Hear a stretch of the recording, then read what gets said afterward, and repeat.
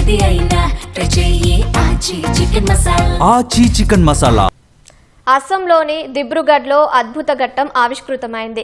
ఈశాన్య భారతంలో హైవేపై ఏర్పాటు చేసిన తొలి ఎమర్జెన్సీ ల్యాండింగ్ ఫెసిలిటీ ఈఎల్ఎఫ్ ని ప్రధాని నరేంద్ర మోదీ ప్రారంభించారు. ఆయనే స్వయంగా వైమానిక దళానికి చెందిన C-130J విమానంలో హైవేపై ల్యాండ్ అయ్యారు. చైనా సరిహద్దులకు సమీపంలో దేశ రక్షణకు కీలకం కానున్న 4.2 కిలోమీటర్ల పొడవైన ఈ అత్యవసర ల్యాండింగ్ ఫెసిలిటీ కోసం దాదాపు 100 కోట్లు ఖర్చు చేశారు.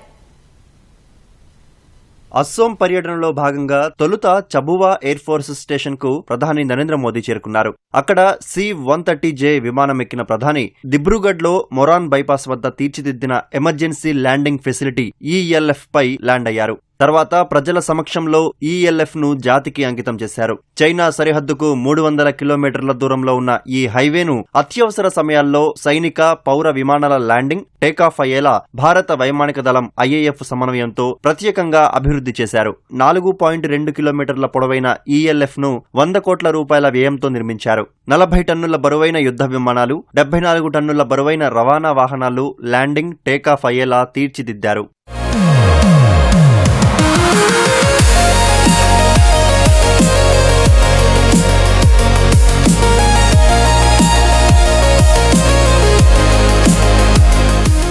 మొరాన్ ఎమర్జెన్సీ ల్యాండింగ్ ఫెసిలిటీ ఈఎల్ఎఫ్ ను ప్రారంభించిన తర్వాత అదే హైవేపై యుద్ధ విమానాలు, రవాణా హెలికాప్టర్ల వైమానిక విన్యాసాలను ప్రధాని ఆసక్తిగా వీక్షించారు.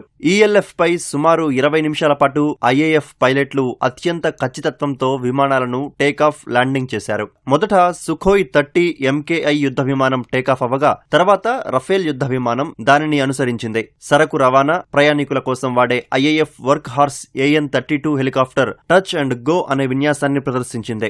స్వదేశీ పరిజ్ఞానంతో తయారైన అడ్వాన్స్డ్ లైట్ హెలికాప్టర్లు ALH లో కమాండోలు కిందకు దిగి సహాయక చర్యలు చేపట్టడం, వైద్యం కోసం ప్రజలను తరలించే ప్రక్రియను ప్రదర్శించారు.